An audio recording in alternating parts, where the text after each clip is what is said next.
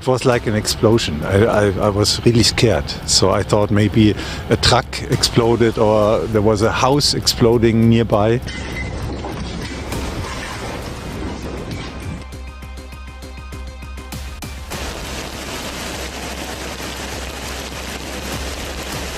I didn't think that water would rise so quickly. I looked at the water as it kept on rising.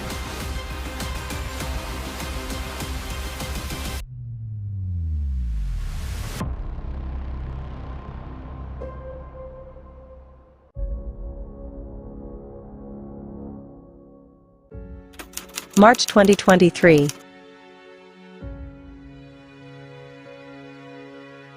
Major floods and landslides in Southeast Asia and South America forced tens of thousands of people to fight for survival. As of early March 2023, the number of people evacuated due to flooding in Malaysia exceeded 50,000. In the country, since late February, heavy rains caused rivers to overflow their banks and flood villages, roads, and vehicles. Many people were trapped inside or on the roofs of their homes. Unfortunately, several people lost their lives. The state of Johor was hit the hardest, with tens of thousands of residents now relocated to relief centers in schools and public buildings. I didn't think that water would rise so quickly. I looked at the water as it kept on rising, and then I moved my belongings, like my TV, Xbox, everything I could take. On March 6, a landslide triggered by torrential rain left about 50 people on the remote island of Syria missing. Floods of mud and debris destroyed homes, roads, and other infrastructure. At least 15 people lost their lives. A day earlier in Brazil, in the northern state of Parana, powerful torrents of water, caused by heavy rains, destroyed about 250 houses and several bridges. Hundreds of residents were forced to leave their homes. What will happen to the climate next? And how can we solve this problem? What processes are going on in the Earth's interior and on other planets?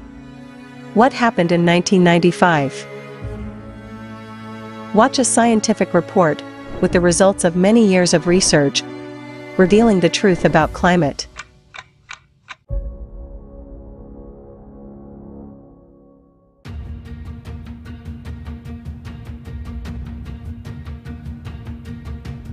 Seismic activity in February 2023 continued its upward trend. This month we witnessed earthquakes of magnitude not only above 6, but also greater than 7. This, for example, was not recorded in February last year. A surge of tremors was observed early in the month, and some of them could not be attributed to the usual phenomena. The whole building shook. It scared the hell out of me. You know, it was real nasty. You loud bang, and then the building started shaking. It was crazy. Honestly, it was real crazy. Thus, the strongest earthquake in the last 40 years happened on February 6th in New York State, near Buffalo, USA. Its magnitude was 3.8. The tremors were felt from Niagara Falls in the north to Orchard Park in the south. On the magnitude scale, 3.8 is small. But the peculiarity of the Earth's crust in this area is such that the efficiency of seismic wave transport compared to sedimentary areas is higher. So the vibrations were felt much stronger. It was like an explosion. I was really scared. So I thought maybe a truck exploded or there was a house exploding nearby. It was really threatening. On the same day, the great natural disasters began to hit TÜRKIYE, demonstrating conclusively the fragility of our calm well-being in the face of cataclysmic events. As of the end of February, the confirmed death toll in TÜRKIYE exceeded 44,000. Together with Syria, there are more than 50,000 lives lost. Earthquakes of magnitude 6 and higher were also registered during the month in Papua New Guinea, Indonesia, New Zealand, Japan, and the Philippines. According to the Chinese Seismological Center, on February 23, a magnitude 7.2 earthquake occurred in Tajikistan on the border with China, and an earthquake of magnitude 5.4 in Indonesia on February 9 showed that shocks of lesser magnitude can also be deadly. It took the lives of 4 people. So far, most of the potentially dangerous seismic events occur far away from populated areas, often in the ocean. But what will happen if many parts of the planet are shaken in a short period of time? Can the affected countries and the world community as a whole cope with the burden of consequences? What state will be able to help its neighbors when it lies in ruins? Let's look at the facts presented at the forum Global Crisis: Our Survival is in Unity.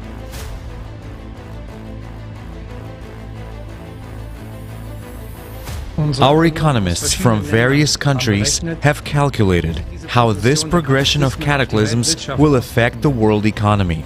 You see the graph of that progression here. The dynamics are obvious. It suggests that the collapse of the global economic system will happen as early as 2030. Already in 2030, the world's GDP will not be able to cover all the losses from the climate. In fact, the entire business worldwide has no more than 6 to 7 years left, and from here on, the processes will worsen even more critically.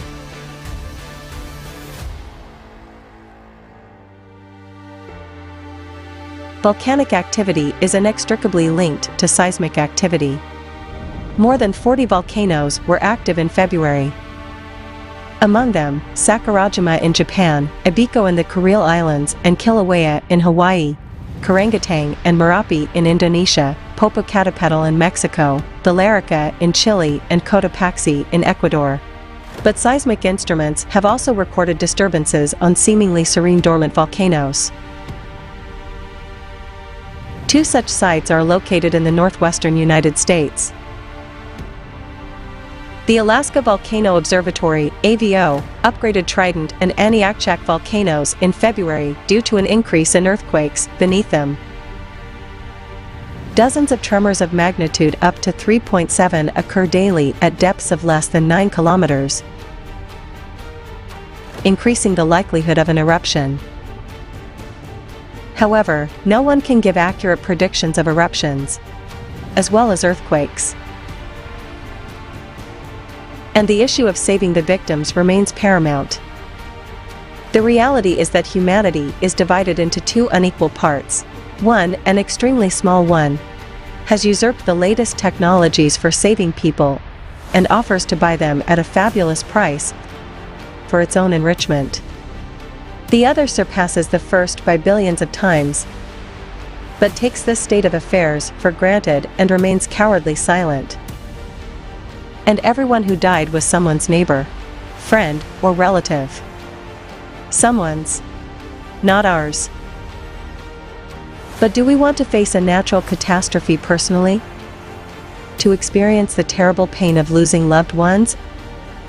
Or to add to the sad statistics ourselves? All lives lost are the responsibility of every human being. It was we who created a society in which, in the 21st century, earthquake survivors are searched for with dogs and dismantled ruined buildings by hand. Diplomatic, political conventions, lack of joint logistics, complicated rules have led us to the fact that today there is no effective interaction between emergency services in the world. These facts are a huge reason to think about the kind of society we live in. A reason to take action now and create a different world in which human life will be the highest value.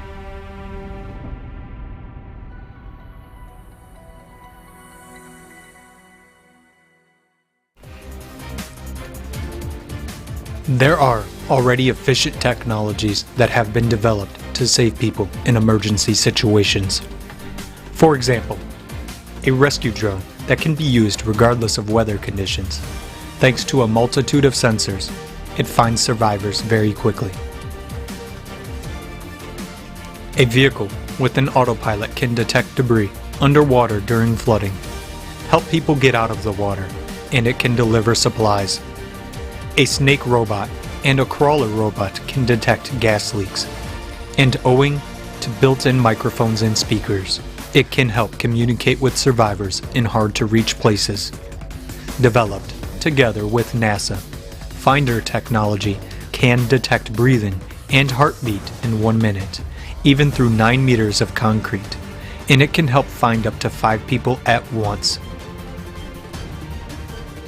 The multi-purpose complex Voskhod is a unique development, which has no equivalent in the sphere of emergency management, as it is capable of calculating the required number of rescuers and equipment, determining the required amount of funding for a rescue operation, victim support, and recovery work. But such technologies do not allow stealing from the budget and profiting from human misery. That is why they are not available to us in the consumerist format.